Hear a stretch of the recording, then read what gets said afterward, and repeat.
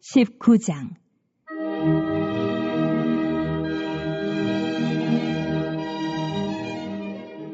둘째로 시므온 곧 시므온 자손의 지파를 위하여 그들의 가족대로 제비를 뽑았으니 그들의 기업은 유다 자손의 기업 중에서라. 그들이 받은 기업은 부엘세바 곧 세바와 몰라다와 하살수알과 발라와 에셈과 엘돌락과 부둘과 호르마와 시글락과 벳말가복과 하살수사와 벳르바옥과 사루에인이니 10세 성읍이요 또 그 마을들이며 또 아인과 림몬과 에델과 아산이니 4 성읍이요 또 그 마을들이며 또 네겝의 라마 곧 바알라 부엘까지 이 성읍들을 둘러있는 모든 마을들이니 이는 시므온 자손의 지파가 그들의 가족대로 받은 기업이라. 시므온 자손의 이 기업은 유다 자손의 기업 중에서 취하였으니 이는 유다 자손의 분깃이 자기들에게 너무 많으므로 시므온 자손이 자기의 기업을 그들의 기업 중에서 받음이었더라.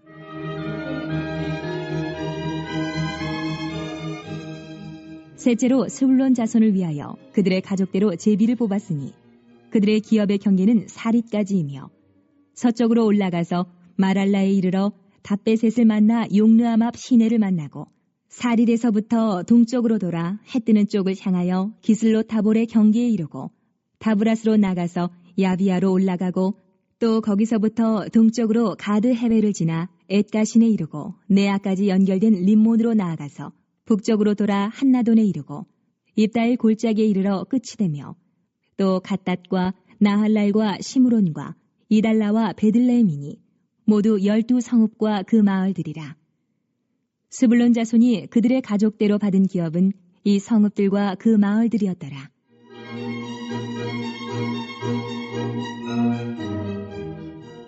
넷째로 이사갈 곧 이사갈 자손을 위하여 그들의 가족대로 제비를 뽑았으니 그들의 지역은 이스르엘과 그슬록과 수넴과 하바라임과 시온과 아나하락과 랍빗과 기시온과 에베스와 레멕과 엔가님과 에나따와 벳바세스이며 그 경계는 다볼과 사하수마와 벳세메스에 이르고 그 끝은 요단이니 모두 16성읍과 그 마을들이라.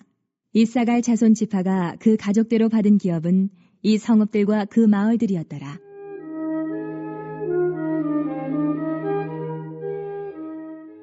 다섯째로 아셀 자손의 지파를 위하여 그 가족대로 제비를 뽑았으니 그들의 지역은 헬각과 할리와 베덴과 악삽과 알람멜렉과 아맛과 미살이며 그 경계의 서쪽은 갈멜을 만나 시올 림낫에 이르고 해 뜨는 쪽으로 돌아 벳다곤에 이르며 스불론을 만나고 북쪽으로 입다엘 골짜기를 만나 베데멕과 느이엘에 이르고 갑을 왼쪽으로 나아가서 에브론과 르홉과 함몬과 가나를 지나 큰 시돈까지 이르고 돌아서 라마와 견고한 성읍 두로에 이르고 돌아서 호사에 이르고 악십 지방곁 바다가 끝이 되며 또 움마와 아벡과 르홉이니 모두 22성읍과 그 마을들이라. 아셀 자손의 지파가 그 가족대로 받은 기업은 이 성읍들과 그 마을들이었더라.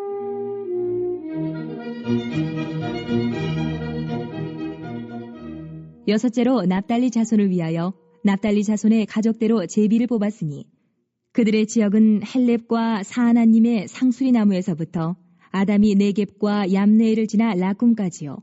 그 끝은 요단이며 서쪽으로 돌아 아스노 타볼에 이르고 그곳에서부터 훅곡으로 나아가 남쪽은 스불론에 이르고 서쪽은 아셀에 이르며 해 뜨는 쪽은 요단에서 유다에 이르고 그 견고한 성읍들은 시딤과 세르와 함막과 락각과 긴네렉과 아다마와 라마와 하솔과 게데스와 에드레이와 엔하솔과 이론과 믹다렐과 호렘과 베다낙과 벳세메스니 모두 19성읍과 그 마을들이라.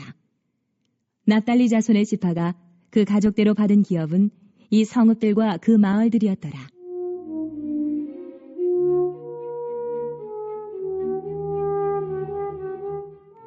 일곱째로 단 자손의 지파를 위하여 그들의 가족대로 제비를 뽑았으니 그들의 기업의 지역은 소라와 에스다올과 이르세메스와 사알라핀과 아얄론과 이들라와 엘론과 딥나와 에그론과 엘드게와 깁부돈과 바알락과 여훅과 브네브락과 가드림몬과 메이알곤과 락곤과 요빠 맞은편 경계까지라. 그런데 단 자손의 경계는 더욱 확장되었으니 이는 단 자손이 올라가서 레셈과 싸워 그것을 점령하여 칼날로 치고 그것을 차지하여 거기 거주하였습니다. 그들의 조상 단의 이름을 따라서 레셈을 단이라 하였더라. 단 자손의 지파가 그에 딸린 가족대로 받은 기업은 이 성읍들과 그들의 마을들이었더라.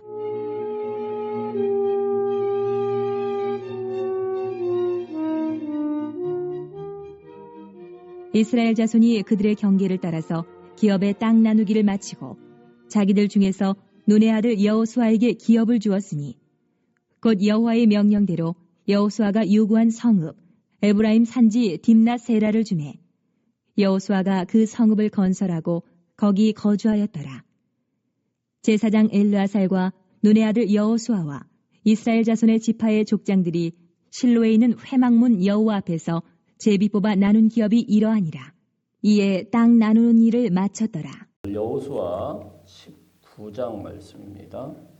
19장 말씀인데 이제 어제 18장에 이어가지고 나머지 이제 일곱 지파들이 이제 지도를 그려와서 그 사람들이 이제 지도를 그려온 그 땅을 이제 제비를 뽑아가지고 나누게 되는 그런 장면이 쭉 나오고 있습니다. 18장 이제 11절부터 쭉 보면 18장에서는 이제 베냐민 자손의 기업이 쭉 나오고 있죠. 베냐민은 이제 11절 말씀에 보면은 유다 자손과 요셉 자손의 중간이라 이렇게 되어 있습니다. 유다와 요셉 자손이 먼저 분배를 받았는데 그 중간쯤에 이 베냐민 자손이 땅의 지파를 이제 분배를 받게 되었죠. 제법 이제 큰 성읍이기 때문에 쭉 기록이 되어 있습니다. 21절부터 쭉 보면은 그 이름들이 쭉 나오고 있습니다.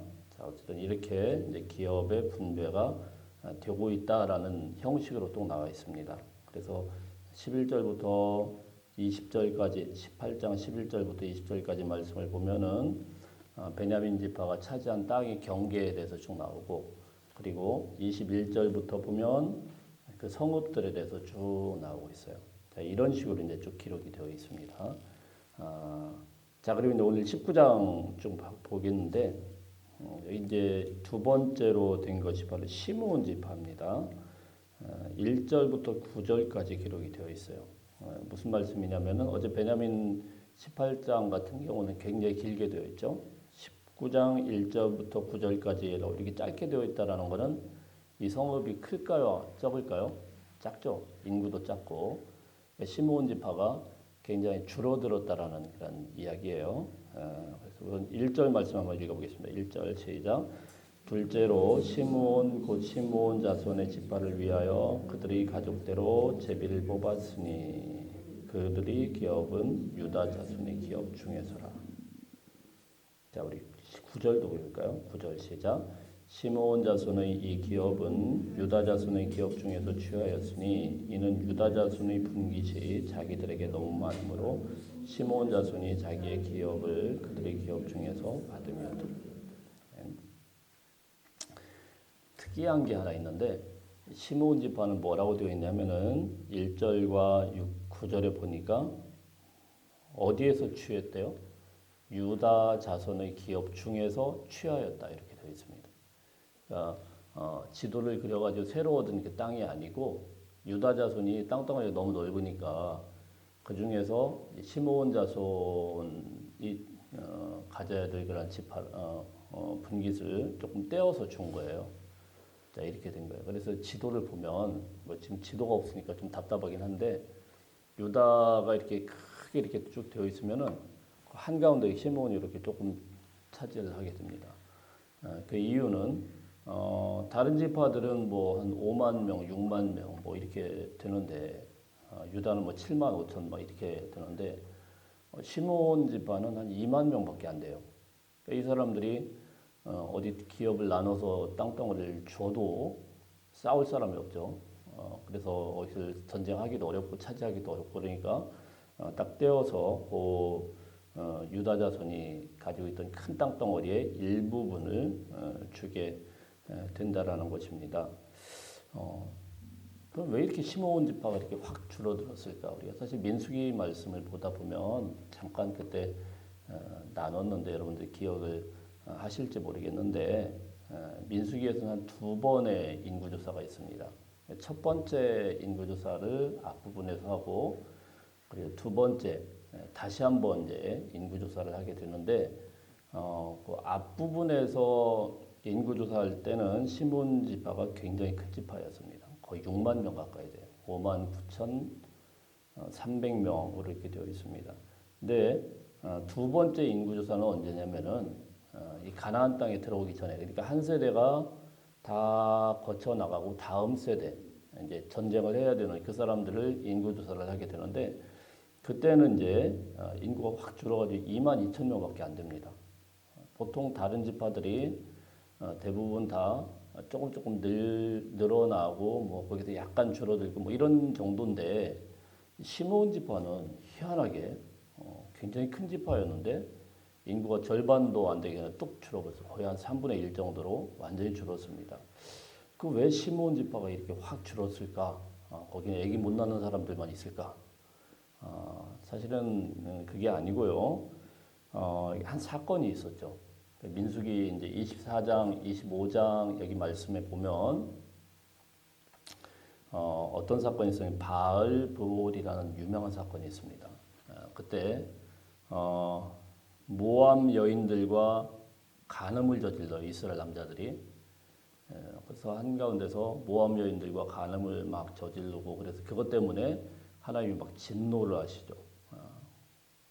그때 사람들이 막 하나님 앞에서 혼나고 그래서 막 회개하고 눈물을 흘리고 있는데 그 앞에서 버젓이 보란 듯이 모압 여인을 데리고 자기 장막으로 들어간 사람이 있습니다. 바로 그게 이제 시므리라는 사람인데 이 시므리라는 사람이 시므온 족속의 대장입니다. 족장 정도 됐어요. 그래서 이게 뭐 하는 짓이야 그래가지고 또 그 사람들 이제 처단하고 죽이게 되는데 그때 이제 하나님께서 이스라엘 안에 이제 질병을 주시고 완전히 다 이스라엘 안에 화를 진노를 내 가지고 2만 4천 명 정도가 죽습니다. 2만 4천 명 정도가 죽는데 이제 이걸 통해서 아마도 시므온 족속이 이때 모압 여인과의 어떤 그 모압 여인과 막 음란한 짓을 하고 자 여기에 제일 적극적으로 가담이 되었을 것이다라고 보는 거죠. 어쨌든 이런 잘못된 사건 때문에 그 안에 있는 수많은 사람들이 죽임을 당했는데 시므온 족속이 대부분 죽임을 당해서 이제 한 2만 명 정도밖에 없게 돼요. 그러니까 아주 아픈 역사를 갖고 있는 거예요. 원래 한 6만 명 가까이 됐던 사람들이 다 죽고 한 2만 명 완전히 쪼그라들어가지고 그 힘도 없고 자 그런 이제 좀 불쌍한 지파가 됐어요. 물론 지금 이 살아남은 이 사람들의 몫은 아니었는데 그 아버지 세대에서 잘못 저질름으로 잘못을 저질러 가지고 이스라엘 안에서 이 한 지파가 완전히 이제 쪼그라들고 어려움을 받게 되었는데 이 유다가 사실은 이게 굉장히 어려워진 시므온 지파에게 자기들이 차지한 땅의 일부분을 주게 되어졌다는 거죠. 나눠줬다는 거죠. 사실은 유다와 시므온은 같은 어머니의 뱃속에서 나온 그런 지파들 아닙니까? 형제 지파나 마찬가지예요. 자 그래서 어쨌든 자기들이 열심히 전쟁을 해가지고 차지한 땅의 일부분을 시므온에게 줬어요. 참 대단하지 않습니까? 그것도 쉽지 않은 거죠. 사실 다 전쟁해가지고 이겨야 되는데 약한 지파가 하나 있으니까 시므온 지파가 전쟁을 수행하기도 어렵고 그러니까 가만 보다가 그 자기들 땅덩어리 한가운데를 이제 줬습니다. 물론 그 땅이 그렇게 좋은 땅은 아니에요. 가서 또 산질 개척도 해야 되고 열심히 또 개간도 해야 되고 하지만 이 시므온 지파에게 그 땅을 이제 기쁨으로 줬다라는 것입니다. 그래서 사실 하나님께서 이런 땅 분배의 모습을 보면서 우리 뭔지도 잘 모르지만 이런 걸 왜 이렇게 써놓고 이런 사건들을 주었느냐. 땅덩어리가 많이 받을 수도 있고 또 이렇게 힘 없게 잘 못 받을 수도 있지만 이스라엘은 공동체라는 것을 일러주는 거죠. 너나 할 것 없이 약한 지파는 약한 지파 나름대로 또 도움 받고 또 살고 또 큰 지파는 자기들이 힘이 있으니까 또 도와주고 같이 협력을 하고 자 이렇게 하나가 되어 나가면서 이스라엘이 점점 가나안 땅에서 공동체로서 커나가게 되었다라는 사실입니다. 자, 그다음에 이제 10절 말씀 볼까요? 10절 말씀 시작. 셋째로 스불론 자손을 위하여 그들의 가족대로 제비를 뽑았으니 그들의 기업의 경계는 사리까지며 10절부터 16절까지는 이제 스불론 지파가 나와요. 사실 짧게 나와 있지만은 스불론 지파는 굉장히 큰 지파입니다. 한 6만 명 가까이 되는 엄청나게 큰 지파예요. 근데 사실 땅덩어리는 왜 이렇게 작게 나왔냐면은 작아요. 얼마 못 받았어요. 굉장히 작습니다. 작고 또 굉장히 또 척박한 산지 지역입니다. 갈릴리 옆쪽 땅을 차지하게 되는데 굉장히 작고 산지 지역이고 사람들도 많은데 별로 그렇게 제가 생각할 때는 좋아하지 않는 그런 지역인 것 같아요.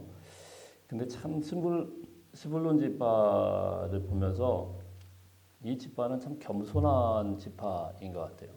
그게 땅덩어리가 좁든 또 뭐 작은 지역이든 큰 불만이 없고 뭐 더 달라 뭐 우리를 좀 왜 이렇게 우리 인구도 많은데 이런 좁은 데서 살게 하느냐 뭐 이런 불만이 없습니다.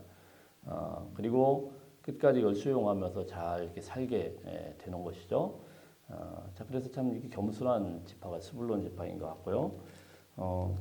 이제 사실 그 창세기 말씀과 또 모세가 예언하는 그런 말씀에 보면은 스불론에 대해서 뭐라고 했냐면 해변에서 거해서 살 것이다 이런 이야기가 있는데 사실 이걸 보면은 해변 지역은 아니거든요. 근데 스불론이 해변 지역은 아니지만은 땅덩어리는 적지만은 그 지중해 연안까지 나가면서 주로 이제 무역이나 이런 것들을 해가면서 또 살았다고 합니다. 그러니까 사실 땅은 작지만 어렵긴 하지만 자기들이 어려우면 어려운 대로 주변에 또 하나님의 말씀대로 해안을 또 근거로 해서 또 살았던 지파가 바로 스불론 지파다 이렇게 볼 수가 있어요. 자 17절부터 쭉 보면 누가 나오죠? 이사갈 지파가 나오죠. 17절만 한번 읽어보겠습니다. 시작. 넷째로 이사갈고 이사갈 자손을 위하여 그들의 가족대로 제비를 뽑았으니 그 옆에 이제 이사갈 지파인데요. 이사갈 지파는 18절에 보면 유명한 땅이 하나 나옵니다. 이스르엘이라는 곳이 나와요. 이스르엘. 성지순례를 가면 꼭 들르는 곳 중에 하나예요. 이스라엘 평야라고 저쪽 이제 그 갈멜산 그 위쪽에 보면 엄청난 병원이 하나 있습니다. 이스라엘 땅이 다 이렇게 광야 지역이 아니고요. 그 위쪽에 갈멜산 그 위쪽에 보면 이스라엘 병원이라고 와 싶을 정도 어마어마한 평야가 하나 있거든요. 이제 거기를 이제 이 스불론 이사갈 지파가 이제 차지를 하게 되었죠. 이게 한마디로 곡창지대예요. 그 저한테 설명해 주는 목사님 얘기를 들어보니까 그 이스라엘 병원이 중동의 한 1억 인구를 먹여 살렸다. 이럴 정도로 엄청난 평원입니다. 그러니까 누구나 사실 갖고 싶은 곡창지대 아니겠습니까? 예. 이 곡창지대 먹을 것도 넘치고 누구나 갖고 싶은 땅을 하여튼 뭐 세상 말로 운 좋게 제비를 뽑아서 가지게 됐어요. 좀 감사할 일이죠. 이 곡창지대니까 뭐 얼마나 좋겠어요. 그런데 꼭 좋은 일만 있는 건 아니에요. 그러니까 앞에 스불론 지파 같은 경우는 척박하고 참 어렵고 힘든 땅을 제비 뽑았는데 이사갈 지파는 하여튼 뭐 세상 말로 좀 운 좋게 아주 좋은 땅을 뽑았단 말이에요. 얼마나 좋아요. 할렐루야죠. 그런데 문제는 뭐냐면은 이 땅이 이 아마겟돈이라고 하시죠. 거기 무깃도 지역이라고 하는 거. 그게 왜 요한계시록에 무깃도 아마겟돈이 나오냐면은 전쟁이 제일 많았어요, 여기가. 안 그러겠어요? 제일 좋은 땅인데 다른 나라에서는 요걸 집어삼키고 싶겠죠. 그리고 가장 그 교통의 요충지예요. 그러니까는 수도 없이 전쟁이 일어납니다. 정말 무지막지하게 전쟁이 일어나요. 그래서 사사기에 보면은 여기 영웅들이 많이 나옵니다. 영웅들이 많이 나오게 되는데 뭐 드보라, 바락 뭐 이런 사람들이 여기서 막 싸우고 전쟁을 하게 되는데 하여튼 전쟁이 굉장히 많이 일어나요. 그러니까요, 여러분 하나님이 주신 것을 보면 아유 뭐 이런 것만 주셨을까 싶은데 또 그게 보면 또 하나님의 은혜고, 야 이렇게 좋은 것을 주셨네라는 것을 우리가 감사하고만 있을 건 아니에요. 그 좋은 것만큼 또 그걸 지키기 위해서 굉장한 피도 흘려야 되고 어려움도 있고, 자 이런 이제 전쟁이 제일 많았던 땅덩어리가 또 이사갈 지파다 이렇게 볼 수가 있습니다. 그래서 사사기 말씀에 보면은 아주 유명한 사사들이 여기 많이 나옵니다. 돌라, 드보라, 뭐 바락, 뭐 이런 사람들이 이사갈을 배경으로 해서 싸움을 하게 되죠. 자, 그 다음에 다섯 번째는 어디입니까? 아셀 지파죠. 아셀 지파 24절 말씀부터 보면은 아셀은 특별한 적이 없어요. 특별한 건 없는데 특별한 거 없고 하여튼 뭐 이렇게 뛰어난 것도 없고 참 하나님의 은혜 가운데 잘 살고 잘 먹고 잘 사는 그런 지파다. 제가 뭐 봐도 특별한 게 없습니다. 자 그리고 한번 넘어가 보겠습니다. 우리 32절부터는 납달리 지파 나오고 40절에 이 단지파가 하나 나오죠. 40절 일곱째로 거기 한번 읽어보겠습니다. 일곱째로 시작.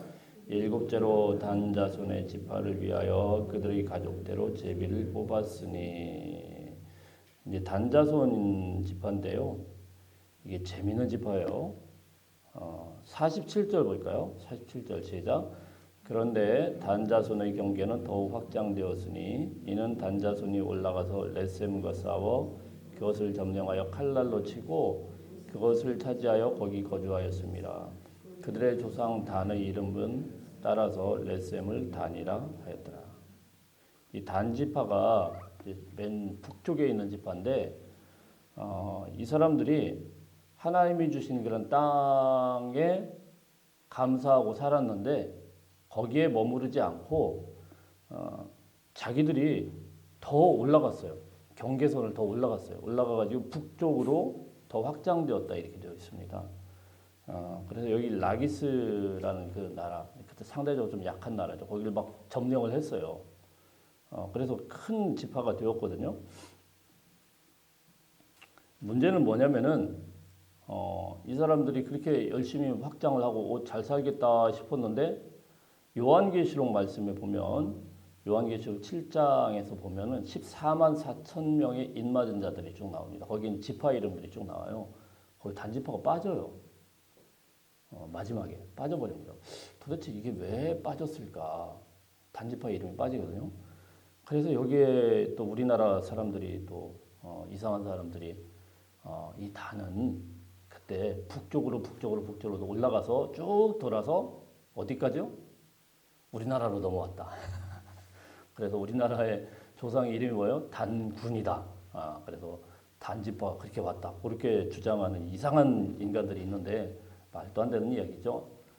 그러면 단지파가 왜 여기서 이렇게 빠지게 되었을까? 마지막에 왜 이 단지파가 이렇게 빠지게 되었을까? 사실은요, 단지파가 하나님이 정해준 그 경계를 거기서 잘 살았으면 됐는데 그 북방으로 나가면서부터 이제 문제가 생깁니다.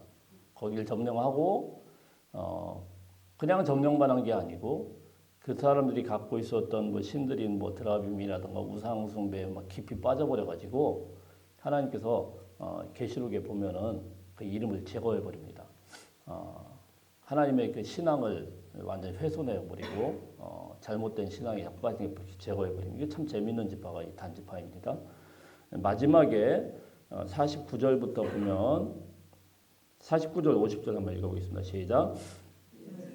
자손이 그들의 경계를 따라서 기업의 땅 나누기를 마치고 자기들 중에서 눈의 아들 여호수아에게 기업을 주었으니 곧 여호와의 명령대로 여호수아가 요구한 성읍 에브라임 산지 딥낫세라를 주매 여호수아가 그 성읍을 건설하고 거기 거주하였더라. 아멘. 이제 마지막에 다 땅 분배가 끝나고 나서 여호수아에게 특별히 이제 기업을 준 그 땅이 무엇인지를 말씀을 하고 있습니다. 참 이게 보니까 여호수아의 지도력이 리더십이 참 우리가 배울 게 많아요. 강하게 할 땐 강하게 하지만 자기는 다 분배하고 나서 마지막에 최후의 이제 그 자기 땅덩어리를 이제 주는 대로 받게 되었고 이 딥낫세라라는 곳은 또 보니까 산지라고 했습니다. 산지였고 그 성읍을 여호수아가 거주하면서 건축을 했다. 마지막까지 힘을 다해서 뭐 다른 사람들 다 차지한 거 여호수아 정도면은 여호수아의 그 수훈이라고 하면은 뭐 이렇게 아유 최고의 어른 아닙니까?